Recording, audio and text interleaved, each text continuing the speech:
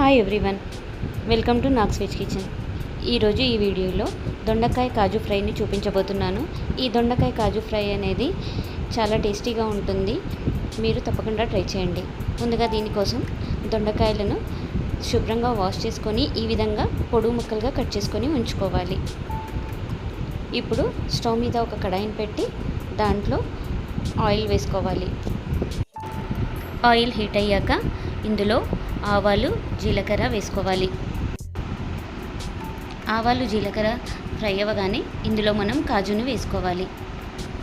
ఈ విధంగా మీకు నచ్చినన్ని కాజును వేసుకోండి. ఇప్పుడు కాజుని ఒక 2 మినిట్స్ పాటు ఫ్రై చేసుకోవాలి. కాజు అనేవి త్వరగా ఫ్రై అయిపోతాయి. లో ఫ్లేమ్లోనే ఉంచుకొని ఫ్రై చేసుకోవాలి. ఇప్పుడు ఇందులో కరివేపాకుని వేసుకోవాలి. ఇందులో మనం కట్ చేసుకొని ఉంచుకున్న దొండకాయ ముక్కలను వేసుకోవాలి.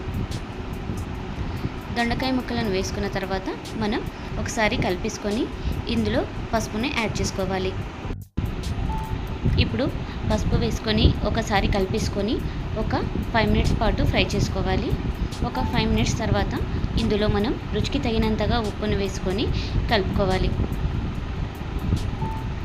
ఉప్పు వేసి కలుపుకున్న తర్వాత ఒక 10 మినిట్స్ పాటు ఉంచేసి మనకు దొండకాయలు బాగా ఫ్రై అయిన తర్వాత ఇందులో రుచికి తగినంతగా కారంని యాడ్ చేసుకోవాలి. దొండకాయలు ఇప్పుడు ఫ్రై అయ్యాయి కదా, ఇందులో మనం కారంని యాడ్ చేసుకోవాలి.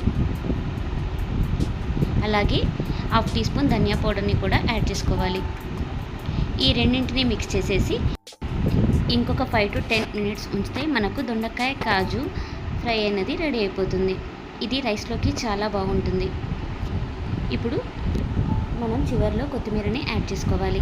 కొత్తిమీరని యాడ్ చేసుకొని మరొకసారి కలిపేసి గిన్నెలోకి సర్వ్ చేసుకుంటే ఎంతో టేస్టీగా ఉండే దొండకాయ కాజు ఫ్రై అనేది రెడీ అయిపోతుంది. ఎంతో సింపుల్గా ఉండే ఈ దొండకాయ కాజు ఫ్రైని మీరు కూడా తప్పకుండా ట్రై చేయండి.